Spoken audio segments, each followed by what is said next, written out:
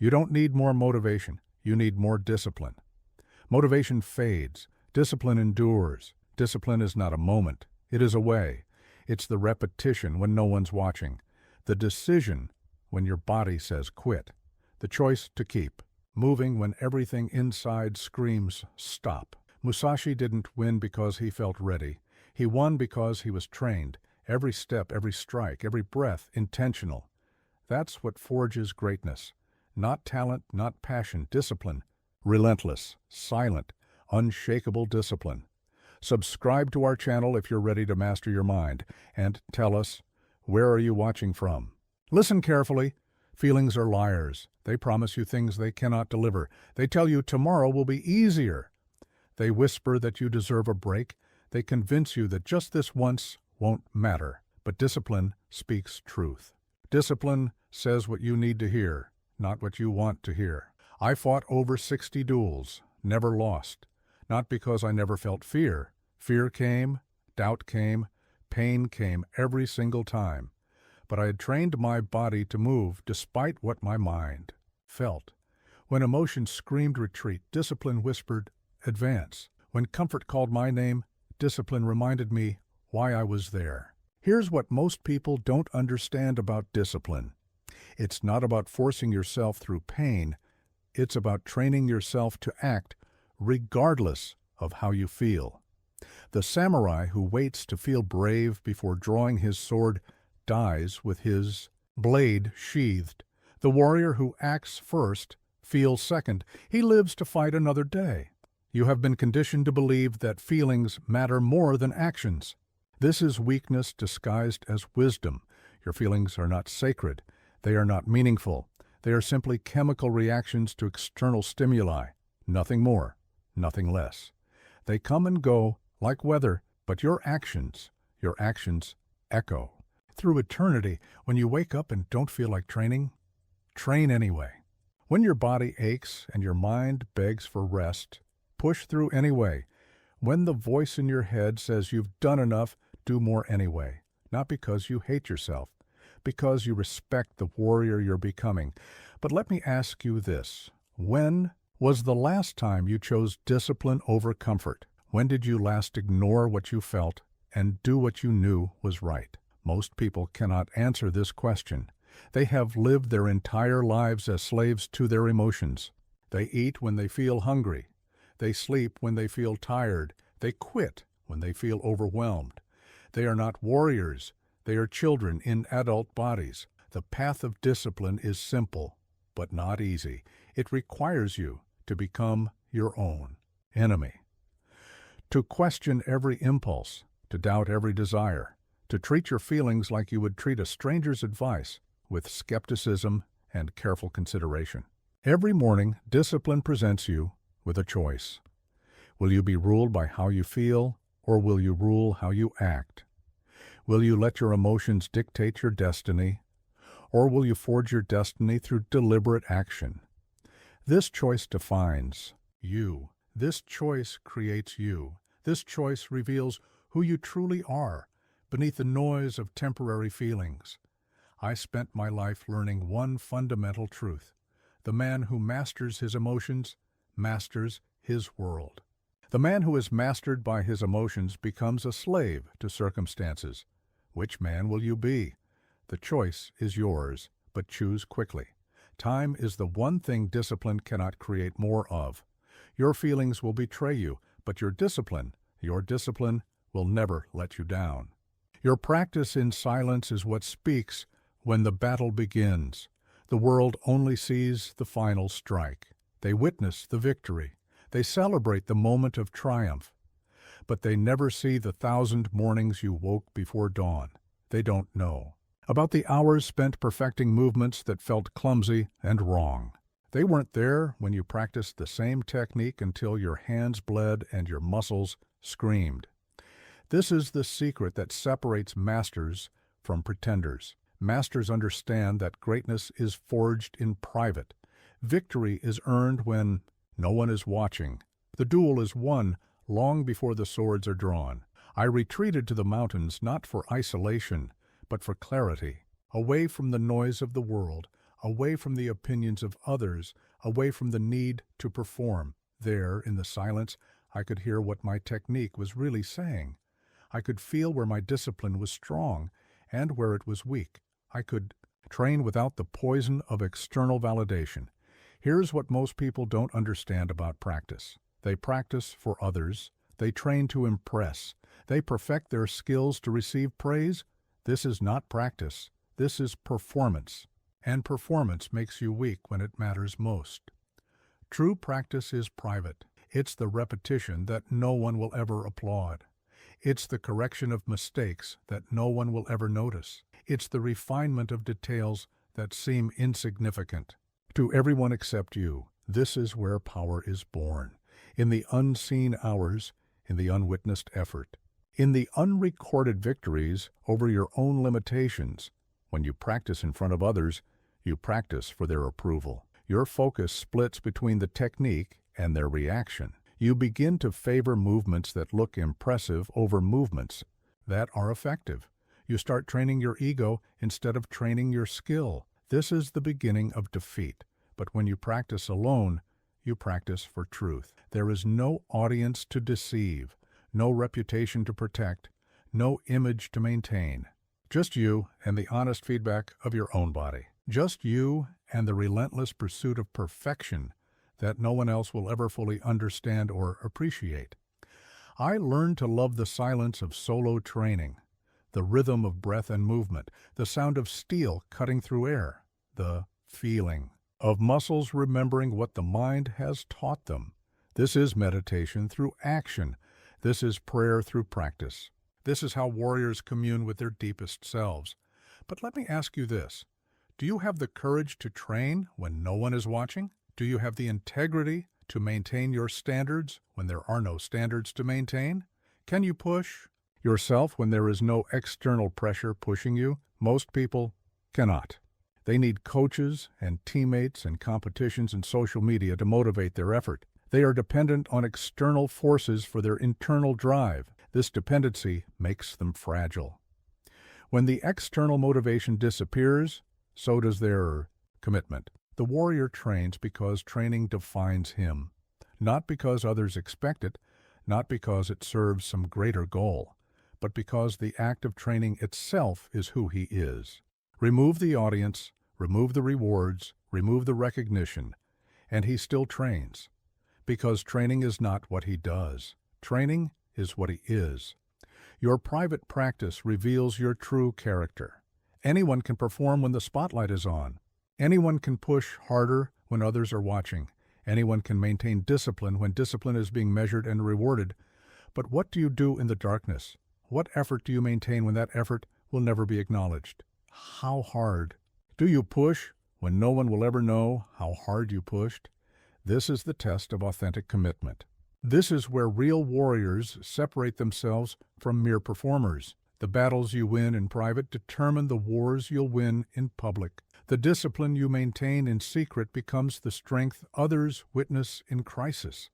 The standards you uphold when no one is looking become the foundation that holds you steady when everyone is watching. Train in silence. Let your results speak.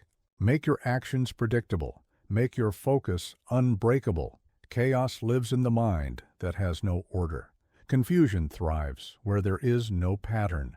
Weakness grows in the space between intention and action. But ritual creates the bridge between who you are and who you're becoming.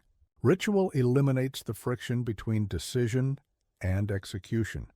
Every morning, I followed the same sequence. Rise before the sun. Breathe until the mind clears. Move the body until it remembers its purpose. Hold the sword until it becomes an extension of will. This was not routine. This was transformation disguised as repetition. People confuse ritual with monotony.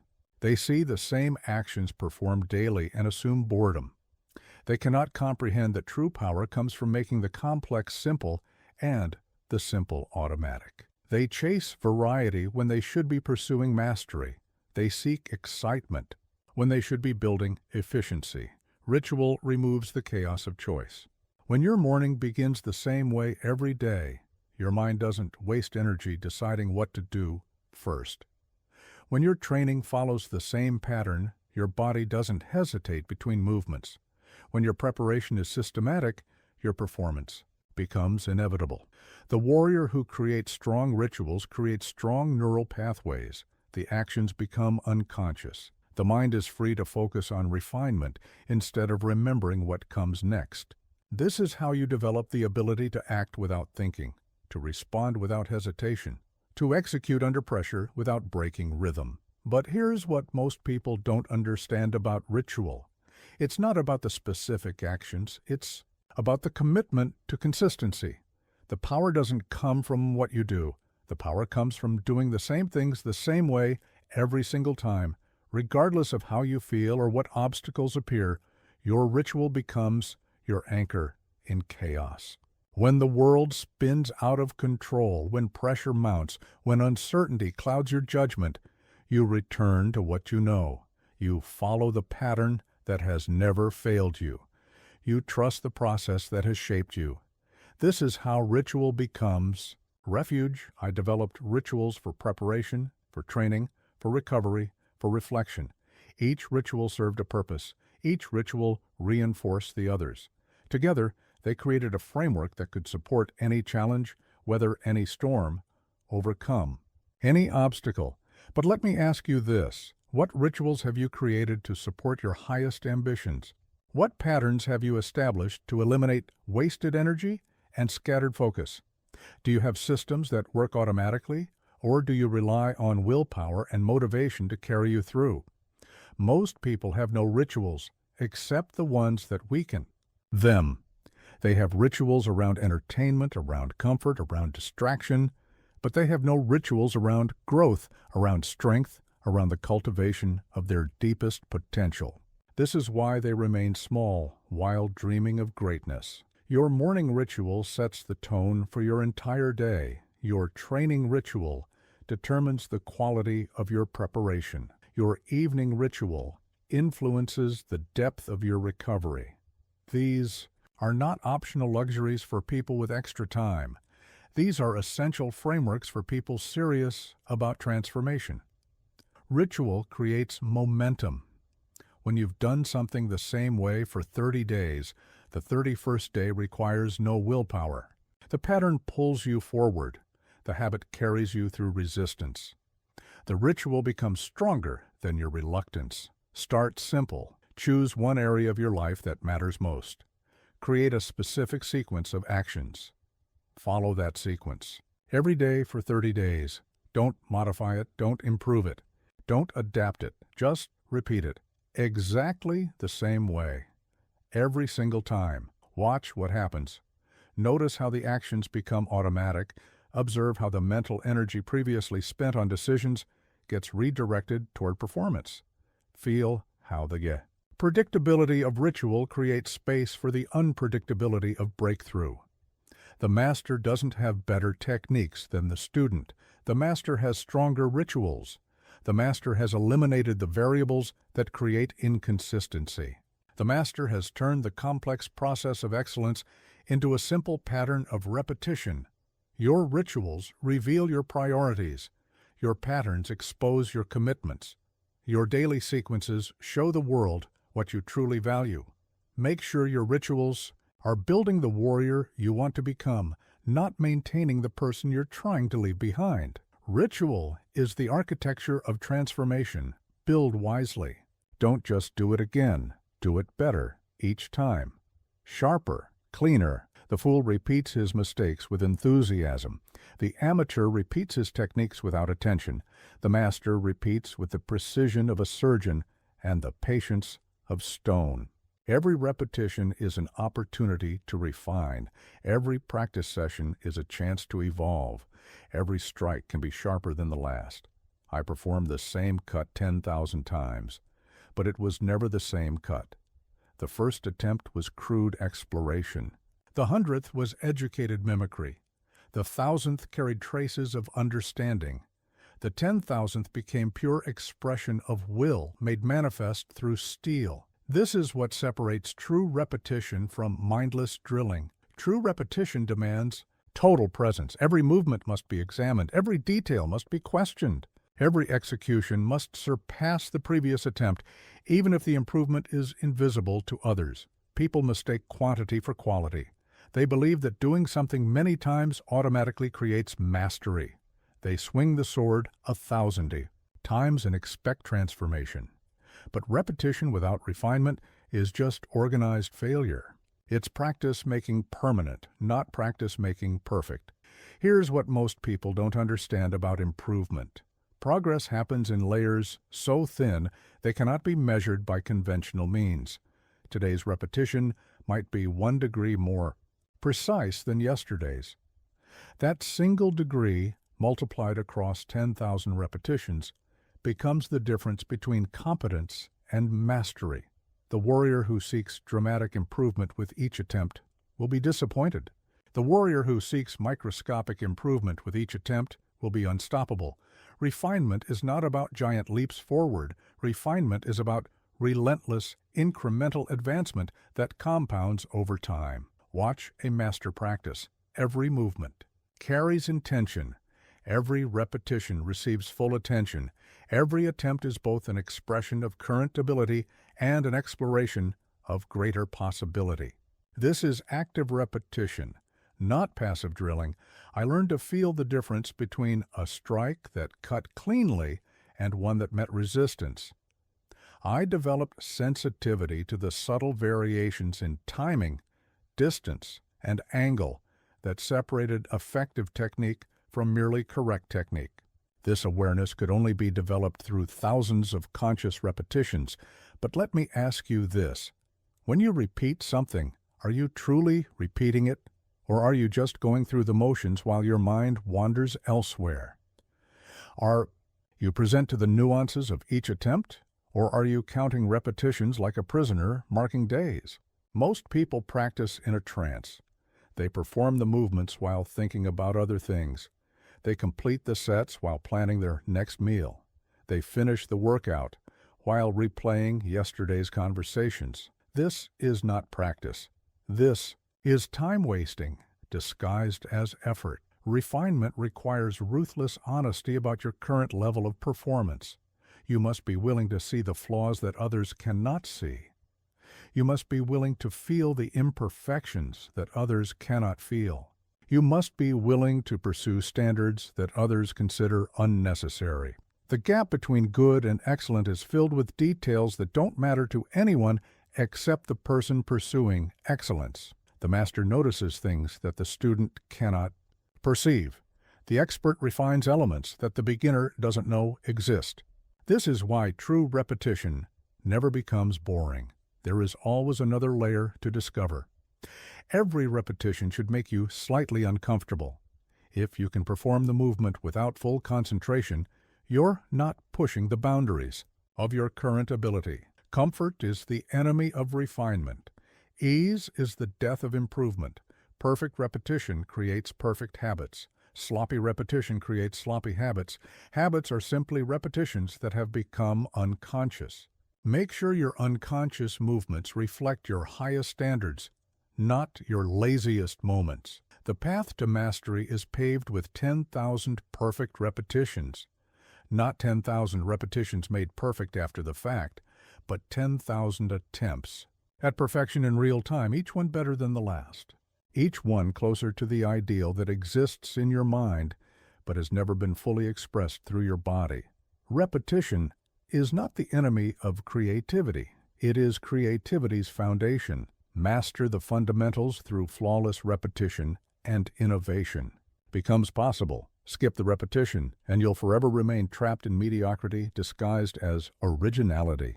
If your body is undisciplined, so is your thinking. Forge both. The body is the mirror of the mind. The mind is the architect of the body. They are not separate entities operating independently. They are one system expressing itself through two channels. Discipline one, and you discipline both. Neglect one, and you weaken both. I understood this truth before I understood sword technique. A warrior with a sharp mind and a soft body is half a warrior. A warrior with a strong body and a weak mind is equally useless. Complete strength requires complete integration. Mental toughness must be matched by physical toughness. Physical conditioning must be supported by mental conditioning. Your posture reveals your confidence. Your movement displays your decision-making process. Your endurance exposes your willpower. Your physical presence is broadcasting the contents of your inner world to everyone around you. You cannot hide mental weakness behind physical strength, and you cannot mask physical weakness with mental toughness. Here's what most people don't understand about the mind-body connection. They think of them as separate systems that occasionally influence each other. They exercise their body while ignoring their mind. They develop their intellect while neglecting their physical foundation. This creates internal conflict and external inconsistency. When your body is strong, your mind believes it can overcome obstacles. When your body is weak, your mind automatically searches for excuses and limitations. Physical strength doesn't just move objects, it moves thoughts. Physical endurance doesn't just sustain activity, it sustains belief in your ability to persist through difficulty. I trained my body not just to fight, but to support the mental demands of combat. Long battles require cardiovascular endurance. Precise techniques demand muscular control. Quick decisions need nervous system conditioning. Mental clarity depends on physical vitality. Everything is connected. Everything influences everything else. But let me ask you this. What is your body teaching your mind about your standards? When you look in the mirror, does your physical condition reflect your mental ambitions? When you move through the world, does your physical presence align with your inner aspirations? Most people allow their bodies to become monuments to their excuses. Soft muscles tell the mind that comfort is acceptable. Poor posture teaches the mind that precision is optional. Low energy convinces the mind that high performance is unrealistic. The body becomes the mind's most convincing argument for mediocrity. The warrior understands that physical discipline creates mental discipline. When you force your body to do what it doesn't want to do, you strengthen your mind's ability to override. Resistance. When you push your body beyond its comfort zone, you expand your mind's definition of what's possible. Physical training is mental training in disguise. This is why I practiced in all weather conditions. This is why I trained when injured. This is why I maintained my conditioning even when no battles were scheduled. The body must learn to perform regardless of circumstances, and that lesson transfers directly to the mind's ability to function under pressure. Your physical habits reveal your mental habits. If you quit when your muscles burn, you'll quit when your plans face obstacles. If you cut workouts short when you feel tired, you'll cut projects short when they become challenging. If you compromise your physical standards when no one is watching, you'll compromise your intellectual standards when integrity is tested. Forge your body like you would forge a weapon. Apply heat through intense training. Apply pressure through progressive overload. Apply repetition through consistent practice. The result is not just physical strength, it's unshakable confidence in your ability to make your mind's commands manifest in the physical world. The connection works in reverse as well. Mental discipline creates physical discipline. When your mind is clear about priorities, your body follows without argument. When your thoughts are organized, your movements become efficient. When your focus is sharp, your technique becomes precise. You cannot separate mental training from physical training and expect complete development. They are two aspects of the same process. The warrior who understands this integration becomes formidable. The fighter who ignores this connection remains vulnerable. Train your body to condition your mind. Discipline your mind to command your body. This is not just preparation for combat. This is preparation for life. Every challenge requires both mental strength and physical capability. Every goal demands both intellectual clarity and embodied action. Your body is not just the vehicle. For your mind, it is the foundation of your confidence, the source of your energy, and the proof of your discipline. Treat it accordingly. Growth never comes wrapped in comfort. Seek the edge and lean into it. Comfort lies. It tells you that where you are is where you belong. It whispers that what you know is enough. It convinces you that safety is more valuable than strength. But discomfort tells the truth. It shows you exactly where your limitations live. It reveals precisely what needs to be strengthened. It offers the only path to genuine transformation. I sought discomfort deliberately. Cold mountains, hot valleys, unfamiliar terrain, unknown opponents.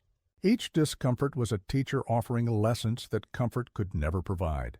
Each challenge exposed weaknesses that success would have hidden. Each struggle revealed capabilities that ease would have left undiscovered.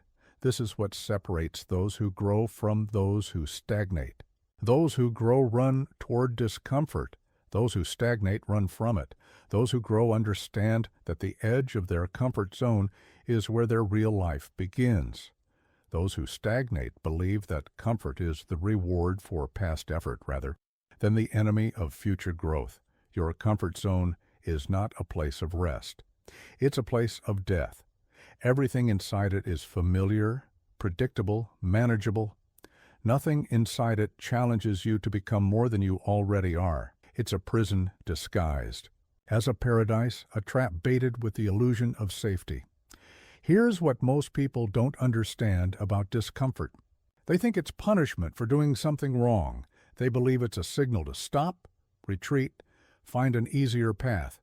They've been conditioned to associate discomfort with danger and comfort with success. This conditioning keeps them small. True discomfort is not injury. True discomfort is not damage. True discomfort is simply the sensation of your current limits being tested. It's your body and mind's way of saying, "We've never been here before. We're not sure we can handle this." This uncertainty is not weakness. It's the beginning of strength. The warrior learns to reinterpret discomfort. Instead of seeing it as something to avoid, he sees it as something to investigate. Instead of treating it as an enemy, he welcomes it as an ally. Instead of running from it, he moves toward it with curiosity and determination. I learned my most valuable lessons in moments of extreme discomfort, when my muscles screamed for rest, but I continued training, when my mind begged for certainty, but I embraced confusion, when my emotions demanded retreat, but I chose advance. These moments forged capabilities that comfort could never create. But let me ask you this: when was the last time you deliberately chose discomfort? When did you last seek out a situation that challenged your current capabilities? When did you voluntarily place yourself in circumstances where failure was possible and growth was guaranteed? Most people organize their lives around avoiding discomfort. They choose familiar problems over unfamiliar solutions. They select known limitations over unknown possibilities. They prefer predictable mediocrity to unpredictable excellence. This avoidance strategy guarantees stagnation. The path of least resistance leads to the destination of least significance. The easy road produces easy people. The comfortable choice creates comfortable limitations. If you want extraordinary results, you must become comfortable with extraordinary discomfort. Discomfort is not your enemy. It's your personal trainer. It's showing you exactly where you need to grow. It's identifying precisely what needs to be strengthened. It's offering specific feedback about your current capacities and future possibilities. Every master was once a disaster who refused to quit when things became uncomfortable. Every expert was once a beginner who continued practicing when practice became painful. Every champion was once a competitor who kept fighting when fighting became difficult. The difference between those who achieve mastery and those who remain mediocre is not talent, intelligence, or luck. The difference is their relationship with discomfort. Masters have learned to use discomfort as fuel. Mediocre people allow discomfort to serve as an excuse. Seek discomfort systematically. Choose harder opponents. Accept more challenging projects. Pursue goals that scare you. Enter environments where you're the least experienced person. This is not masochism. This is methodology. This is how you expand your capabilities beyond their current boundaries. Your growth is directly proportional to your willingness to be uncomfortable. Small discomfort creates small growth. Large discomfort creates large growth. No discomfort creates no growth. The equation is simple and unavoidable. Stop waiting for comfort to give you permission to pursue your goals. Stop hoping that the path will become easier before you begin walking it. Stop believing that you'll be ready when readiness feels comfortable. Comfort is not coming. Discomfort is your invitation to greatness. Lean into the edge. That's where your real life is waiting. Preparedness is not paranoia. It's precision. Assume the worst. Sharpen anyway. The battle you train for is not the battle you expect. The challenge that tests you is not the challenge you prepared for. The moment that defines you arrives without warning, without permission, without giving you time to get ready. This is why you train for scenarios you hope never occur. This is why you prepare for difficulties you pray never materialize. I trained as if every practice session was my last opportunity to prepare for mortal combat, not because I was paranoid, but because I was realistic. Death comes when death chooses, not when you're ready for it. Weakness reveals itself when pressure mounts, not when conditions are perfect. Your true capabilities are tested in the moments, when testing is the last thing you wanted. Most people prepare for the battles they expect to fight. They train for the challenges they can predict. They develop skills for the problems they can see coming. This approach leaves them vulnerable to everything they didn't anticipate.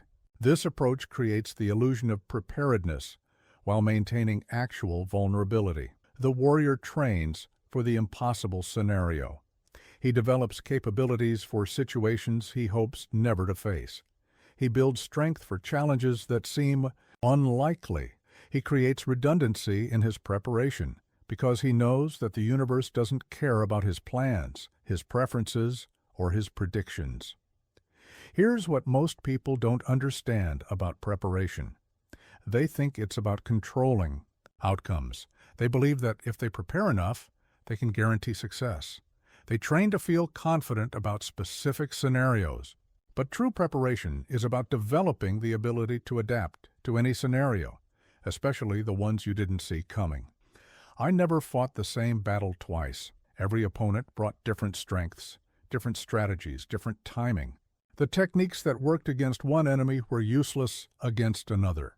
This taught me to prepare not for specific battles, but for the general principles that govern all battles: distance, timing, balance, and adaptability. You cannot predict where life will challenge you. You cannot anticipate which of your weaknesses will be tested under pressure.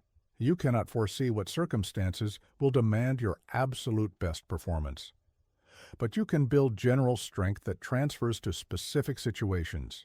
You can develop adaptability that serves you regardless of conditions. But let me ask you this: are you preparing for the challenges you want to face, or the challenges that might actually face you? Are you building skills for your ideal future, or capabilities for an uncertain reality? Are you training for success, or are you training for survival and adaptation? Most people prepare for their best-case scenarios. They plan for everything going right. They train for optimal conditions. They develop skills for perfect circumstances. This leaves them helpless when circumstances become imperfect, when conditions become challenging, when nothing goes according to plan. The warrior prepares for worst-case scenarios while hoping for best-case outcomes. He trains for extreme conditions while praying for moderate challenges. He develops capabilities for dire circumstances while working to avoid those circumstances entirely. This is not pessimism. This is practical wisdom.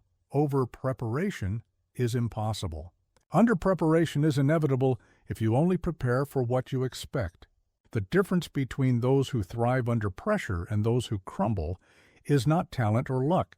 It's the depth and breadth of their preparation for scenarios they hoped never to encounter.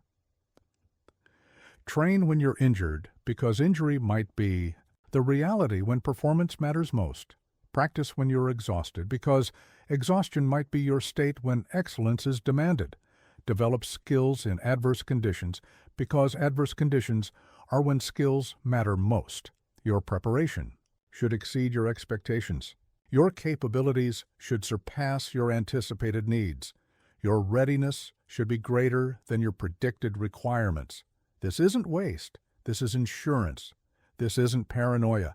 This is precision. The moment that reveals your true character will not arrive with advance notice. It will not wait for you to finish your preparation. It will not postpone itself until you feel ready. It will arrive suddenly, demand immediately, and test everything you've built when no one was watching. That moment might be physical combat. It might be emotional crisis. It might be professional challenge. It might be personal loss. The specific nature of the test doesn't matter. What matters is that when the test comes, you've already developed the strength, skill, and adaptability to meet it successfully. Hope for the best. Train for the worst. Live with the confidence that comes from knowing you're prepared for challenges you've never faced, equipped for battles you've never fought, ready for moments you've never experienced. This is the warrior's way. This is how you forge unshakable strength in an unpredictable world. Excuses are lies we agree to. Crush them at the first thought. An excuse is a perfectly reasonable explanation for why you cannot do what you said you would do. It makes logical sense. It garners sympathy. It provides relief from responsibility. It is also the death of everything you claim to want. Every excuse accepted is a small surrender. Every justification embraced is a step toward weakness. Every rationalization welcomed is a betrayal of your highest potential. I learned early that excuses are more dangerous than enemies. An enemy attacks you from the outside. An excuse attacks you from within. An enemy you can see coming. An excuse arrives disguised as reason, logic, compassion. An enemy tries to destroy you. An excuse tries to convince you to destroy yourself. The mind is excuses' most fertile breeding ground. It will generate 1,000 reasons why today is not the right day, why circumstances are not optimal, why you're not ready, why the conditions are not perfect. The mind presents these reasons as gifts, as protection, as wisdom. They are none of these things. They are invitations to remain exactly where you are. Here's what most people don't understand about excuses. They think excuses are about external circumstances. They believe they're responding to real obstacles. They see excuses as reasonable reactions to unreasonable situations. But excuses are not about circumstances. They're about character. They reveal not what's happening around you, but what's happening inside you. The same circumstance that generates excuses in weak people generates solutions in strong people. The same obstacle that stops one person motivates another. The same difficulty that becomes a justification for some becomes a challenge for others. Circumstances don't create excuses. Character creates excuses, or character refuses to create them. I fought in rain, snow, heat, and cold. I fought when injured, exhausted, outnumbered, and disadvantaged. These conditions created opportunities for excuses. They provided perfect justification for delay, retreat, or defeat. But I had trained my mind to see conditions as information, not as invitations to quit. Every excuse has the same structure. First, it identifies a circumstance that is less than ideal. Second, it connects that circumstance to your inability to perform at your standard. Third, it offers relief from responsibility by making the circumstance the cause of your failure rather than your response to the circumstance. But let me ask you this. What excuses have you accepted that are keeping you small? What reasonable explanations have you embraced that are preventing you from growing? What logical justifications have you welcomed that are maintaining your limitations? Most people curate collections of excuses like other people collect art. They polish them. They refine them. They share them with others for validation. They become proud of how reasonable their excuses sound, how logical their limitations appear, how justified their lack of progress seems. The warrior develops a different relationship with obstacles. When circumstances become difficult, he doesn't look for reasons why the difficulty makes success impossible. He looks for ways the difficulty can make success more meaningful. When conditions become challenging, he doesn't seek justification for lowering his standards. He finds motivation for raising his performance. Excuses multiply.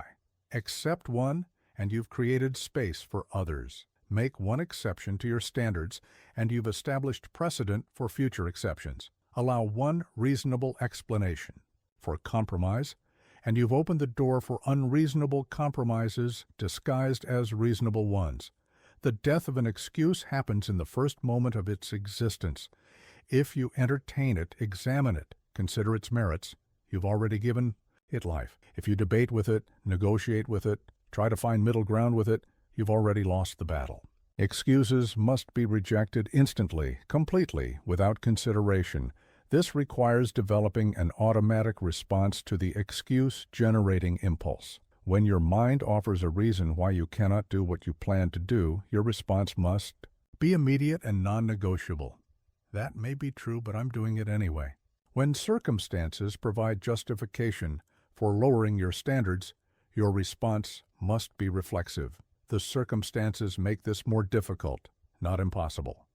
Kill the excuse before it breathes. Don't let it form complete thoughts. Don't allow it to present its case. Don't give it the courtesy of consideration. Excuses are not worthy opponents. They're cancer cells that must be eliminated the moment they appear. Every excuse you reject makes you stronger. Every justification you refuse makes you more reliable. Every rationalization you dismiss makes you more trustworthy, especially to yourself. This is how you build unshakable self-respect. This is how you develop uncompromising integrity. Your excuses reveal your priorities. Your justifications expose your commitments. Your rationalizations show the world what you truly value. Make sure they're showing strength, not weakness. Make sure they're demonstrating growth, not stagnation. Make sure they're proving your determination, not your flexibility with your own standards. The excuse dies when you choose action over explanation. The justification dissolves when you choose performance over protection. The rationalization disappears when you choose growth over comfort. Stop negotiating with weakness. Start executing despite obstacles. This is how warriors are forged. You don't need to be gifted. You need to be relentless. Talent is a head start in a race that lasts decades. It provides initial advantages that create early confidence. It makes difficult things seem easier than they actually are. It generates praise and recognition that feels good, but creates dangerous dependencies. But talent without consistency is like lightning without thunder, impressive for a moment, then gone without lasting impact. You have faced opponents with superior natural ability, faster reflexes, better coordination, more intuitive understanding of combat principles. In the beginning, they seemed destined for greatness, while I seemed destined for mediocrity. But beginnings don't determine endings. Consistency determines endings. Relentless daily effort determines endings. The willingness to continue when continuation becomes difficult determines endings. Here's what most people don't understand about talent. They think it's a permanent advantage. They believe that people with natural ability will always outperform people without it. They see talent as destiny rather than potential, but talent without development becomes wasted potential. Talent without discipline becomes squandered opportunity. Talent without consistency becomes irrelevant capability. The talented person practices when he feels like it. The consistent person practices whether he feels like it or not. The talented person trains when conditions are optimal. The consistent person trains regardless of conditions. The talented person relies on ability to carry him through challenges. The consistent person builds ability through daily challenge. Consistency is talent that anyone can develop. It doesn't require special genetics. It doesn't demand unique circumstances. It doesn't need perfect conditions. It only requires the decision to show up every day and the discipline to maintain that decision when showing up becomes difficult. I made consistency my talent. When I lacked natural ability, I developed unnatural commitment. When I couldn't rely on instinct, I built reliable habits. When I couldn't depend on feeling ready, I created systems that made readiness irrelevant. This is how the untalented become formidable. This is how the ordinary become extraordinary. But let me ask you this. Are you waiting for talent to reveal itself, or are you building consistency while you wait? Are you making excuses about your limitations, or are you making progress despite your limitations? Are you comparing your beginning to someone else's middle, or are you focusing on your own daily advancement? Most people overestimate the importance of talent and underestimate the power of consistency. They see someone performing at a high level and assume natural ability is the explanation. They don't see the years of daily practice. They don't witness the countless hours of repetition. They don't observe the consistent effort that transformed modest ability into exceptional performance. The consistent person doesn't just practice more, he practices better. Daily engagement with a skill creates sensitivity to nuance that sporadic practice cannot develop. Regular repetition builds neural pathways that occasional effort cannot establish. Sustained focus generates insights that fragmented attention cannot produce. Consistency creates its own momentum. The first day requires maximum willpower. The 10th day requires less. The 100th day feels automatic. The 1000th day becomes identity. What started as forced discipline becomes natural expression.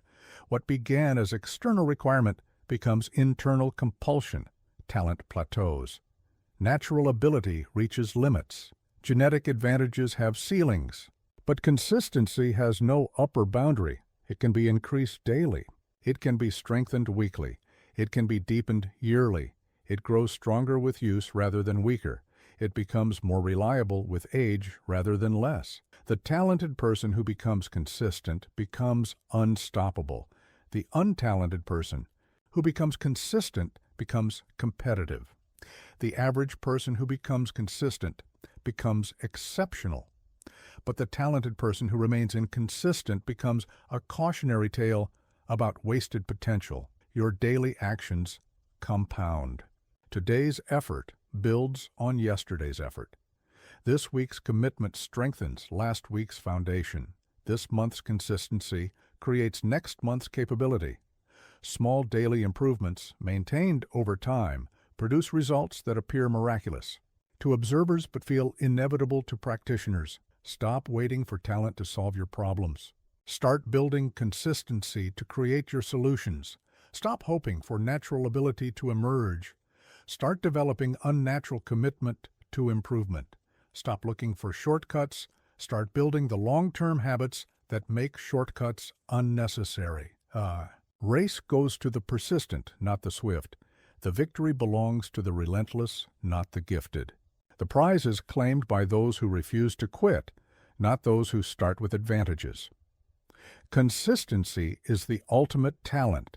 It's the only talent that guarantees improvement. It's the only talent that anyone can develop.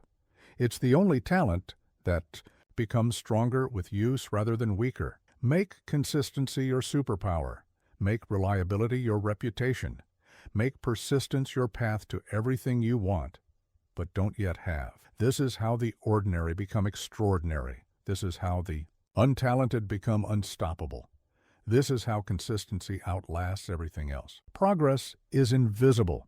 You're not failing, you're forging. The gap between where you are and where you want to be feels vast. The distance between your current ability and your desired mastery seems impossible to cross. You measure your progress in dramatic leaps and find only microscopic movements. You expect transformation and discover only tiny refinements. This is not evidence of failure. This is the nature of genuine development. Mastery is built one invisible improvement at a time. Each practice session advances you by degrees so small they cannot be measured by conventional means. Each repetition refines you by margins so narrow they escape casual observation. Each day of training moves you forward by increments so subtle they feel like standing still. I learned this truth through years of seemingly static progress. Months would pass without visible improvement. Techniques would feel exactly the same as they had weeks earlier. Opponents would present the same challenges they had always presented. But something was changing beneath the surface. Something was being forged in the invisible spaces between attempts. Here's what most people don't understand about progress. They think it should be obvious, dramatic, immediately apparent. They expect linear advancement where each day builds clearly on the previous day. They want measurable improvement where each week shows visible gains over the last week. But real progress rarely works this way.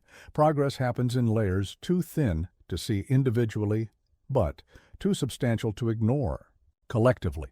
Today's training session might add 1/10,000th of a degree to your precision. Tomorrow's practice might contribute 1 millimeter to your range of motion. Next week's effort might develop 1 millisecond of faster reaction time. None of it. These improvements are visible alone. Together, they create transformation. The student seeks dramatic breakthroughs.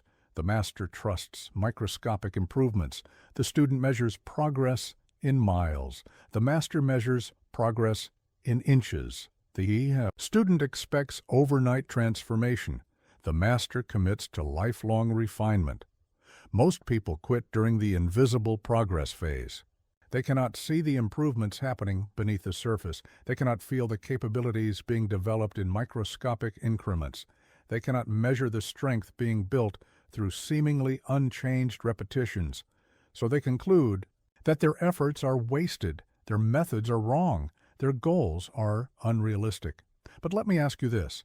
What if your progress is exactly where it should be, but your measurement system is flawed?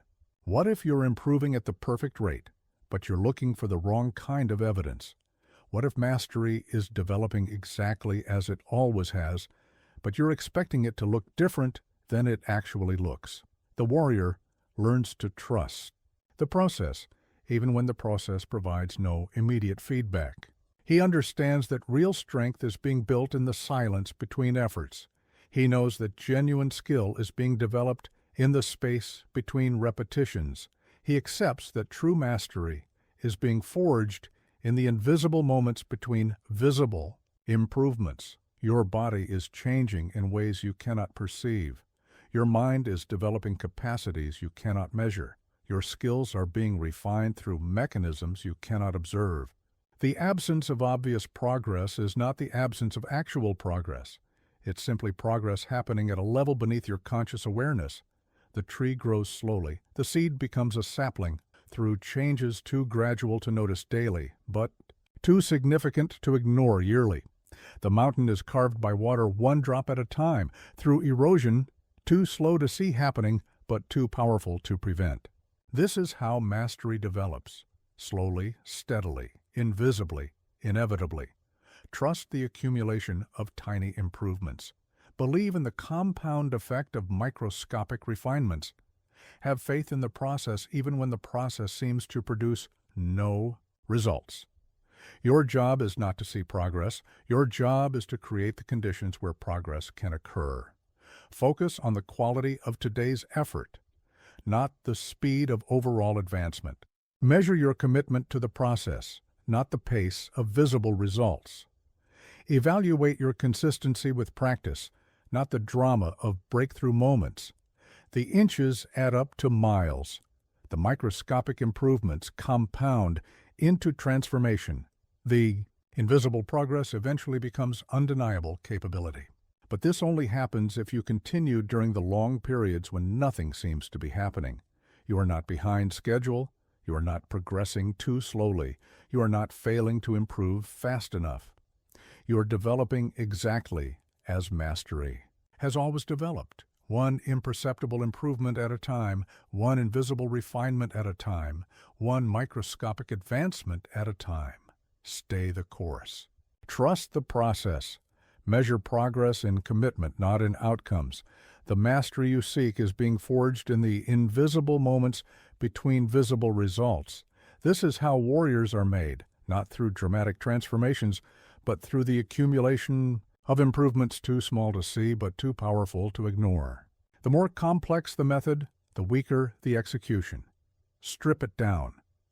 Complexity is the enemy of execution. The more steps in your process, the more opportunities for failure. The more variables in your system, the more chances for confusion. The more options in your approach, the more paralysis in your action.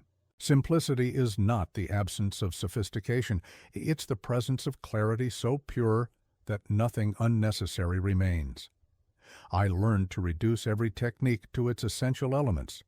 Remove the flourishes, eliminate the decorations, strip away the impressive movements that served ego rather than effectiveness. What remained was simple, direct, devastating. The complex technique impresses observers. The simple technique defeats opponents. Most people mistake complexity for sophistication. They believe that more steps mean more skill. They think that elaborate methods demonstrate deeper understanding. They add complications because they think simplicity looks unprofessional. But complexity is often a mask for uncertainty, an attempt to appear knowledgeable when knowledge is actually shallow. Here's what most people don't understand about simplicity. They think it's easy to achieve. They believe that simple methods are simple to execute. They assume that streamlined approaches require less skill than complicated ones. But true simplicity is the result of mastery, not the path to it. Simplicity is what remains when you've learned enough to remove everything that doesn't matter. The beginner needs complex instruction because he doesn't understand principles. The intermediate student needs detailed guidance because he's learning to apply principles. The master needs only simple reminders because he embodies principles. The progression is always from complex to simple, from many options to few choices, from elaborate methods to essential actions. I fought with a wooden sword when others carried steel. This seemed simple to the point of disadvantage, but the wooden sword forced me to rely on timing, distance, and technique rather than the weight and sharpness of my weapon. This limitation became liberation. This constraint became capability. This simplicity became strength. But let me ask you this. What unnecessary complexity have you added to your training? What extra steps have you included that serve appearance rather than effectiveness? What elaborate methods have you adopted that impress others but slow your progress? Most people add complexity to avoid the difficulty of mastering simplicity. It's easier to learn 10 mediocre techniques than to master one essential technique. It's more comfortable to have many options than to commit fully to the best option. It's more impressive to demonstrate broad knowledge than to develop deep capability. Simplicity demands precision. When you have only one technique, it must be perfect. When you have only one approach, it must be reliable. When you have only one method, it must be effective under all conditions. This pressure creates mastery. This constraint creates excellence.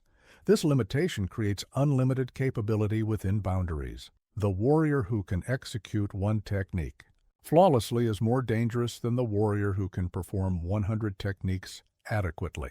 The fighter who has mastered one strategy completely is more formidable than the fighter who knows 50 strategies superficially. Depth beats breadth when pressure mounts and performance matters. Simplicity also creates speed. The more complex your response options, the longer your decision-making process. The more variables you must consider, the slower your reaction time. The more techniques you might use, the more hesitation before you choose one. Simplicity eliminates hesitation. Simplicity creates instant response. Simplicity transforms thought into action without delay. Strip your methods down to their essential elements. Remove everything that doesn't directly contribute to your primary objective. Eliminate every step that doesn't add measurable value. Cut away every option that doesn't serve your highest priority. What remains will be simple, powerful, and reliable. Test your simplified approach under pressure. If it works when you're tired, stressed, and rushed, it's truly simple. If it fails when conditions become challenging, it's still too complex.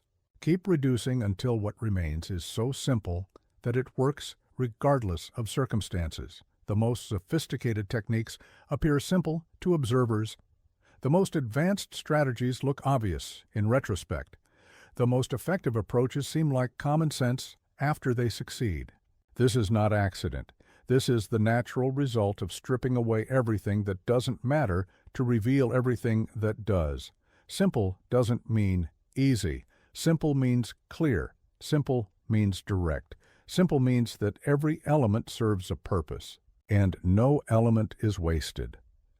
Simple means that execution becomes automatic because decision-making becomes unnecessary. Your methods should be so simple that you can execute them perfectly even when your mind is clouded by stress, fatigue, or pressure. Your approaches should be so streamlined that other people can understand them immediately and apply them successfully.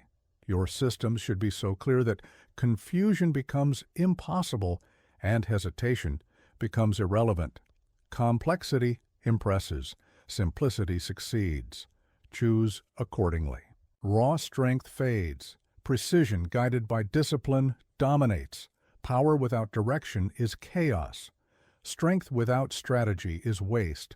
Force without focus is ineffective. The warrior who trains only for power develops the ability to destroy, but not the wisdom to create. The warrior who trains for clarity develops the precision to apply exactly the right amount of force in exactly the right place at exactly the right time. I observed many fighters who could break boards, bend steel, and crush obstacles with raw strength. But when faced with opponents who moved with precision and thought with clarity, their power became irrelevant. Strength is a tool. Clarity is the intelligence that guides the tool. The tool without intelligence is dangerous to everyone, including the person wielding it. Clarity means seeing the situation exactly as it is, not as you wish it were or fear it might be. Clarity means understanding your options completely and choosing the best option quickly. Clarity means knowing when to apply force and when to apply restraint, when to advance and when to retreat, when to engage and when to observe. Here's what most people don't understand about clarity. They think it's a passive quality, something that happens to you when you're calm and relaxed. They believe clarity is the absence of confusion rather than the presence of focused attention. They see clarity as a luxury for peaceful moments rather than a necessity for challenging moments. But clarity is an active skill that must be developed through deliberate practice. Clarity is the ability to see through distractions, emotions, and pressure to perceive the essential elements of any situation. Clarity is mental discipline made manifest in the ability to think clearly when thinking clearly is most difficult. Trained my mind with the same intensity I trained my body. Meditation to develop focus. Analysis to sharpen perception. Study to expand understanding. The sword techniques developed my physical capabilities. The mental training developed my ability to use those capabilities wisely. Both were essential. Neither was sufficient alone. Power has limits. Your strength will peak and then decline. Your speed will diminish with age. Your endurance will decrease over time. But clarity can be developed throughout your entire life. Mental precision can be refined continuously. The ability to see situations accurately and respond appropriately can grow stronger even as physical capabilities weaken. But let me ask you this. Are you training your mind with the same discipline you apply to training your body? Are you developing mental clarity with the same intensity you use to develop physical strength? Are you practicing perception with the same commitment you bring to practicing technique? Most people train their bodies while ignoring their minds. They develop physical power while leaving mental precision undeveloped. They can execute techniques flawlessly in practice, but cannot choose the right technique when pressure mounts. They have built the engine, but not the navigation system. Clarity. In training creates clarity in performance. When you practice with complete attention, you develop the ability to perform with complete attention. When you train with precise focus, you build the capacity to execute with precise focus. When you develop the habit of seeing training situations clearly, you create the skill of seeing performance situations clearly. Train your perception. Practice seeing situations from multiple angles. Develop the ability to identify the most important elements quickly. Learn to filter relevant information from distracting noise. These mental skills transfer to every area of your life and improve. With every application, mental clarity also conserves physical energy. When you can see the situation accurately, you don't waste effort on irrelevant actions. When you can choose the optimal response quickly, you don't exhaust yourself with hesitation and second-guessing. When you can execute with precision, you don't need to rely on brute force to overcome poor technique. The warrior with clarity strikes once and ends the conflict. The warrior without clarity strikes many times and prolongs the struggle. The warrior with clarity moves efficiently and conserves energy. The warrior without clarity moves excessively and depletes resources. The warrior with clarity adapts quickly to changing conditions. The warrior without clarity responds slowly to new information. Develop the ability to see clearly under pressure. Practice making decisions when time is limited and information is incomplete. Train your mind to maintain focus when distractions multiply and emotions intensify. This mental training is not separate from physical training. It's the foundation that makes physical training effective. Clarity is not just about combat or competition. Clarity is about life. The ability to see situations accurately, understand options completely, and choose responses wisely serves you in every challenge you face. Personal relationships require clarity. Professional decisions demand clarity. Financial choices need clarity. Train for clarity first, power second. Develop precision before pursuing strength. Build understanding before building capabilities. The warrior with clarity and moderate power defeats the warrior with power and limited clarity every time. Without exception, your mind is your most important weapon. Sharpen it daily. That's where the real growth hides, in the unnoticed, unpraised efforts. The repetitions that feel like progress are easy to respect. They provide immediate feedback, visible improvement, encouraging results. Your body feels stronger. Your technique appears sharper. Your confidence grows. These repetitions reward you for showing up and make the next session feel worthwhile. But these are not the repetitions that forge mastery. The repetitions that forge mastery are the ones that feel pointless. The ones where you can't detect any improvement. The ones where your technique feels exactly the same as it did yesterday. The ones where your body performs no better than it did last week. These repetitions test your faith in the process. These repetitions reveal whether you train for immediate gratification or long-term transformation. I spent countless hours in training sessions that felt completely unproductive, days where every strike felt clumsy, weeks where every movement seemed to have regressed, months where my technique appeared to have stagnated. But I learned that these periods of apparent standstill were actually periods of profound internal development that had not yet manifested externally. Here's what most people don't understand about the repetitions that don't feel like progress. They think these repetitions are wasted effort. They believe that if they can't see improvement, improvement isn't happening. They assume that effective training should always provide immediate feedback. But the most important development happens beneath the surface of conscious awareness. Your nervous system is adapting during the repetitions that feel stagnant. Your muscle fibers are reorganizing during the sessions that seem pointless. Your movement patterns are being refined during the practice that appears to produce no results.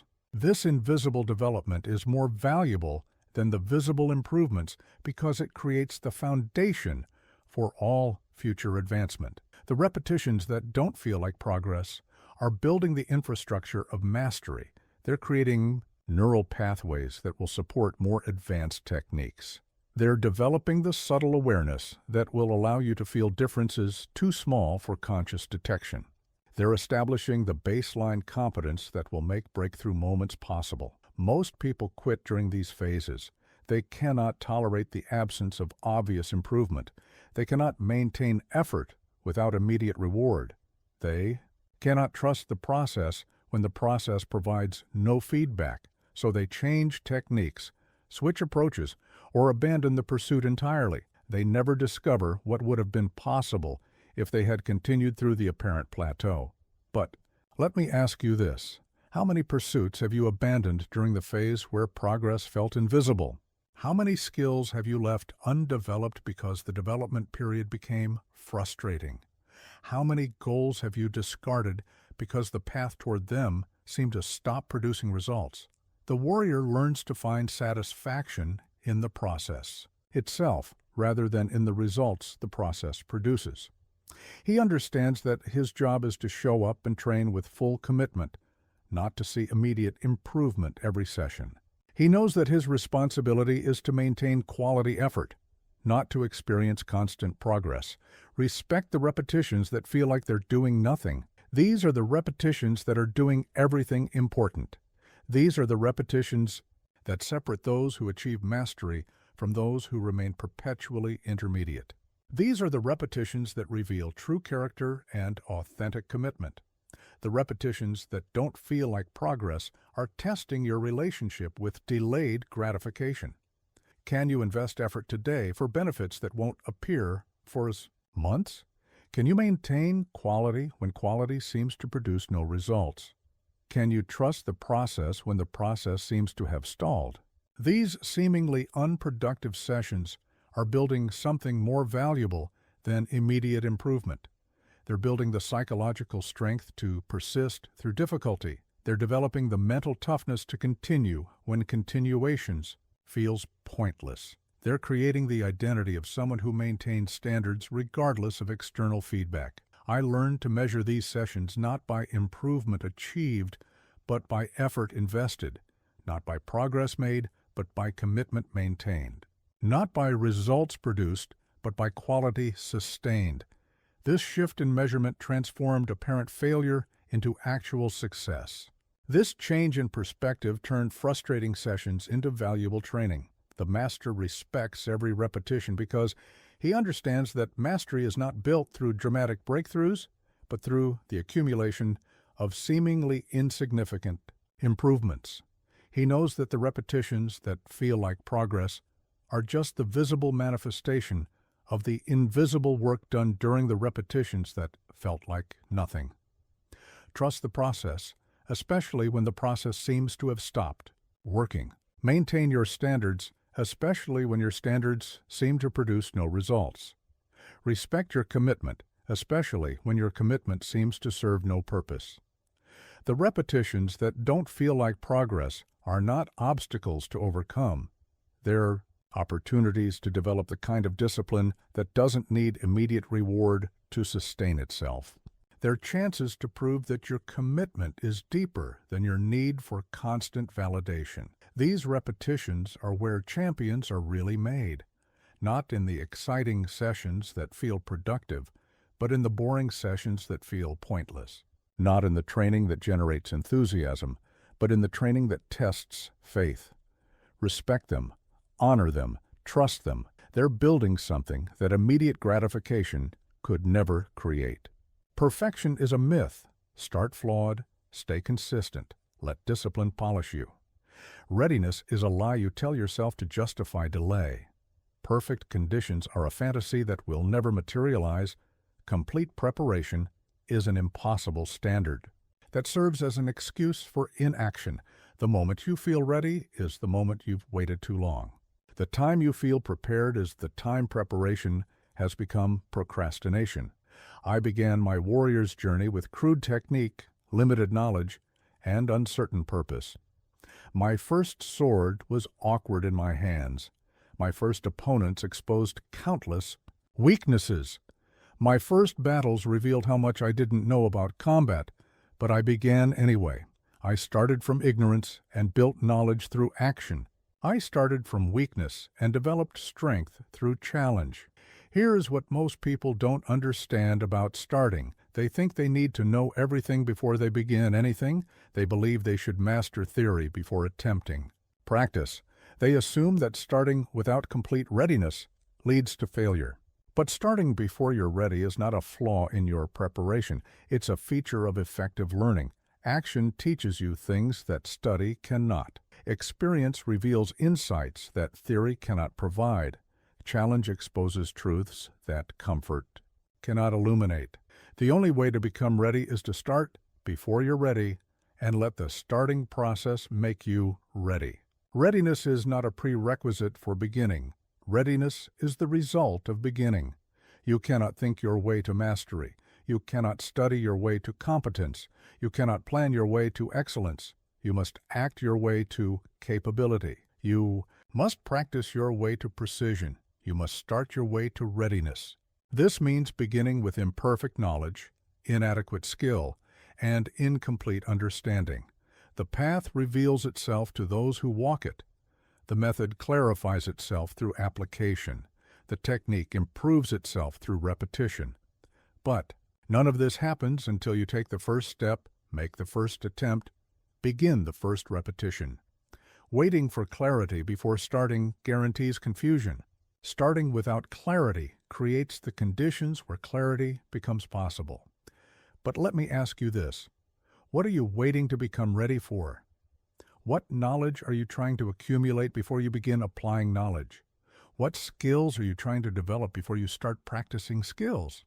What perfect moment are you hoping will arrive before you start creating moments? Most people use preparation as a sophisticated form of procrastination. They research endlessly instead of experimenting briefly. They plan extensively instead of testing quickly. They analyze thoroughly instead of acting immediately. They mistake motion for action, activity for progress, preparation for performance. Starting before you're ready forces you to learn faster. When you cannot rely on complete knowledge, you develop the ability to learn quickly from experience. When you cannot depend on perfect preparation, you build the skill of adapting to circumstances. When you cannot wait for ideal conditions, you create the capability of succeeding despite limitations. The beginner who starts immediately learns more in 1 month than the perfectionist who prepares for 6 months. Action accelerates learning in ways that study cannot match. Doing creates understanding that thinking cannot produce. Beginning generates momentum that planning cannot provide. I fought my first duel with technique that was barely adequate, but that duel taught me more about combat than months of solo practice had revealed. Real opponents respond differently than imaginary ones. Actual pressure creates different reactions than theoretical pressure. Live combat exposes gaps that shadowboxing cannot detect. Start where you are. Use what you have. Do what you can. Perfect is the enemy of done.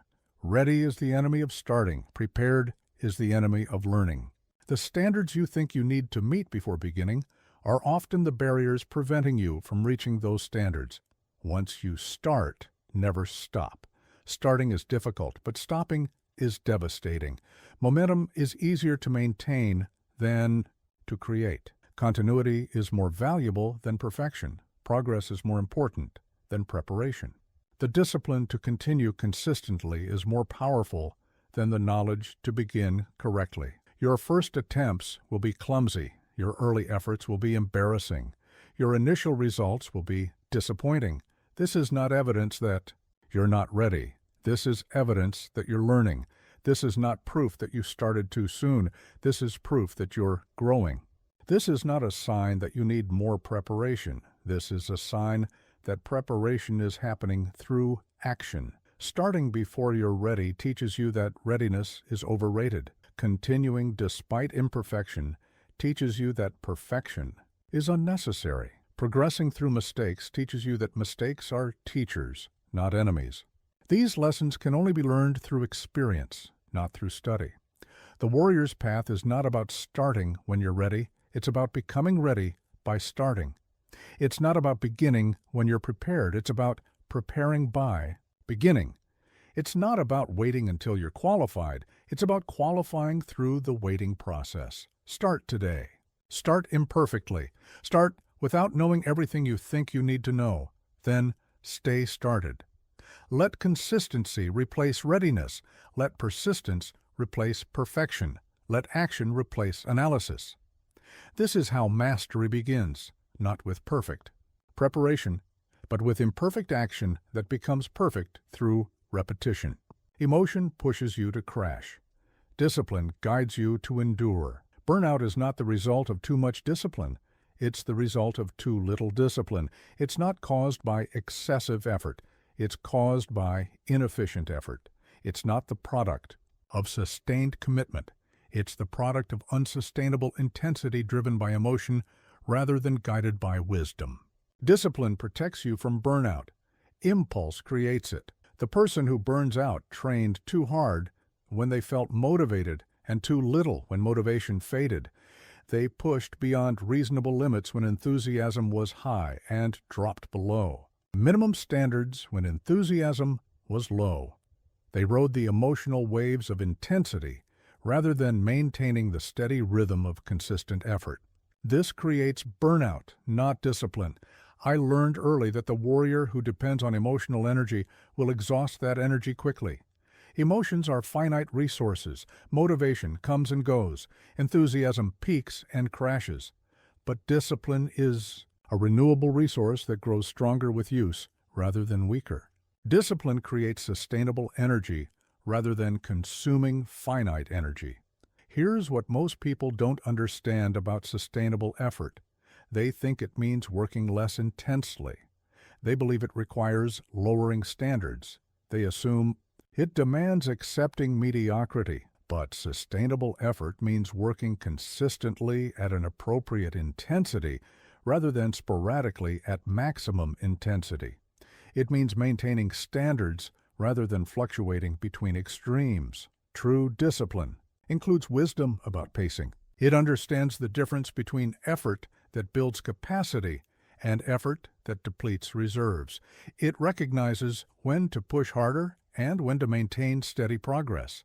It knows that consistency at 80% intensity produces better results than sporadic efforts at 100% intensity.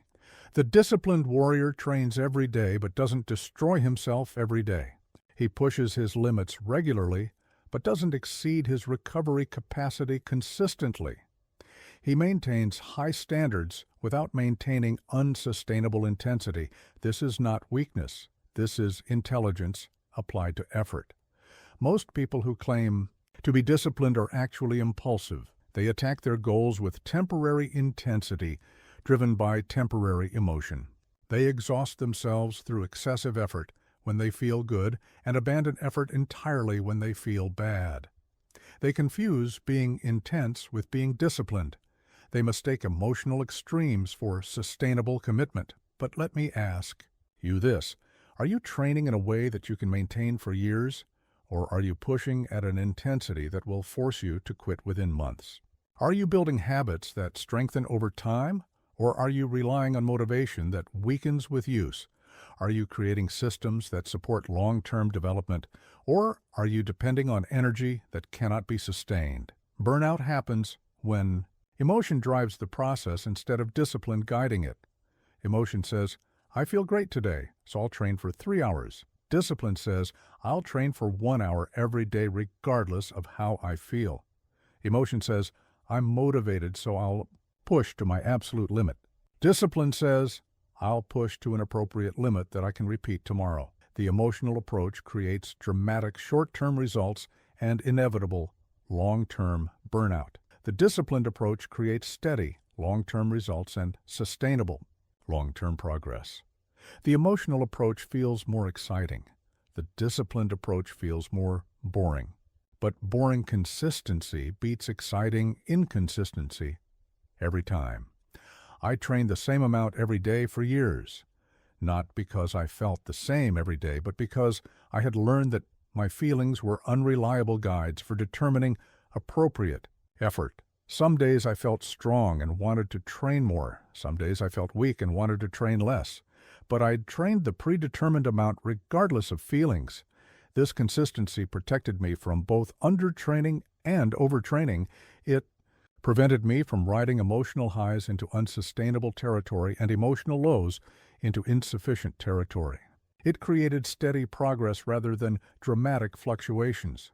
It built genuine strength rather than temporary intensity. Discipline includes rest.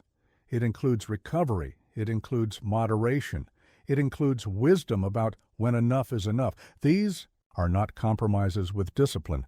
These are expressions of discipline. The person who never rests is not disciplined. He's compulsive. The person who never moderates intensity is not committed. He's addicted. True discipline means doing what your long-term goals require, not what your current emotions demand. It means maintaining effort that you can sustain indefinitely rather than intensity that you can maintain briefly. It means choosing consistency over intensity, sustainability over extremes, wisdom over impulse. Build systems that you can maintain when you're tired, stressed, busy, or unmotivated. Create standards that challenge you without destroying you. Establish rhythms that push you forward without burning you out. This is how you build something that lasts rather than something that crashes. The disciplined person trains for decades. The impulsive person trains for months. The disciplined person builds gradually and maintains permanently. The impulsive person advances rapidly and retreats completely. Protect yourself from your own enthusiasm. Guard against your own motivation. Discipline your impulses to exceed reasonable limits. The greatest enemy of long-term success is often short-term intensity that feels productive but creates unsustainable patterns. Burnout is the punishment for confusing intensity with discipline, emotion with commitment, temporary motivation with permanent dedication. Avoid this punishment by building systems that serve your future self, not just your current emotions. Train like you plan to train for the rest of your life, because if you do it correctly, you will. You're not just training to fight. You're training to become something indestructible. The ultimate goal of discipline is not to defeat external enemies. It's to transform yourself into something that cannot be defeated, not because you become invulnerable to attack, but because you become indestructible in spirit. Not because nothing can harm you, but because nothing can break the core of who you've become through relentless self-forging. Every challenge you've overcome has added steel to your spine. Every obstacle you've conquered has strengthened your foundation. Every moment you chose discipline over comfort has made you more formidable. You are not the same person who began this journey. You have become something harder to break, more difficult to discourage, impossible to completely defeat. The person you were at the beginning of this path would be intimidated by the person you've become. The weaknesses that once controlled you now serve as reminders of your strength. The fears that once paralyzed you now fuel your determination. The limitations that once defined you now highlight your growth. You have become the weapon you once feared encountering. This transformation is not about becoming cruel or heartless. It's about becoming unshakable in your commitment to your highest principles. It's about developing the strength to maintain your standards when everyone around you abandons theirs. It's about forging the kind of discipline that doesn't bend under pressure, doesn't compromise under convenience, doesn't break under adversity. Here's what most people don't understand about becoming formidable. They think it's about intimidating others. They believe it's about projecting strength to create fear. They assume it's about demonstrating superiority to establish dominance. But true formidability is about becoming so strong internally that external circumstances lose their power to disturb your peace or derail your purpose. The warrior I became through years of discipline was not the same man who picked up his first sword. The mind that could remain calm in combat was not the same mind that once scattered under pressure. The spirit that could endure hardship without complaint was not the same spirit that once sought comfort at every opportunity. Discipline had created a new person wearing the same body. You are in the process of this same transformation. Every day you choose discipline over impulse, you become more dangerous to the forces that try to keep you small. Every time you maintain your standards when standards seem unreasonable, you become more threatening to mediocrity. Every moment you persist when persistence seems pointless, you become more formidable to your former limitations. But let me ask you this, can you see the warrior you're becoming? Can you feel the strength that's being forged through your daily choices? Can you recognize that you're already more disciplined, more committed, more unshakable than you were when you started this journey? Most people underestimate their own transformation. They focus on how far they have to go rather than how far they've come. They measure themselves against their ultimate goals rather than their starting point. They see their current limitations rather than their developed capabilities. But you are not who you were. You have already become more than you were. The discipline you've built is now part of your identity. The standards you've maintained have become your natural expression. The consistency you've developed has become your automatic response. You are no longer someone who is trying to be disciplined. You are someone who is disciplined. This is not temporary behavior. This is permanent transformation. The challenges that once seemed impossible now seem manageable. The efforts that once required tremendous willpower now feel automatic. The commitments that once intimidated you now feel natural. This is not because the challenges became easier, it's because you became stronger. This is not because the standards lowered, it's because your capabilities rose. You have become dangerous to excuses because you no longer make them. You have become threatening to mediocrity because you no longer accept it. You have become formidable to your former self because you no longer tolerate the weaknesses that once defined you. This transformation makes you unstoppable in pursuit of whatever you choose to pursue. The weapon you've become is not designed to harm others. It's designed to serve your highest purposes. The strength you've developed is not meant to dominate people. It's meant to dominate circumstances. The discipline you've forged is not about controlling the world. It's about controlling yourself so completely that the world cannot control you. This is the ultimate victory of the warrior's path. Not winning battles against external enemies, but winning the war against internal weakness. Not proving superiority over others, but proving mastery over yourself. Not becoming feared by people, but becoming feared by the forces that try to keep people small, weak, and dependent.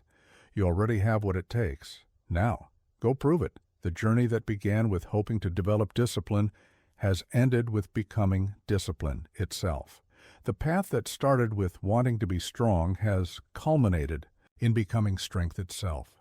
The process that commenced with seeking transformation has concluded with being transformation itself. You are no longer becoming the weapon you once feared. You have become it. Use this power wisely. Use this strength purposefully. Use this discipline in service of everything you were meant to accomplish. The world needs what you've become. Your former self would be proud of what you've achieved. Your future self is waiting to see what you'll do with the formidable capabilities you've forged. If this message spoke to you, subscribe for more powerful mindset content. Let us know in the comments. What part hit you the hardest? You already have what it takes. Now go prove it.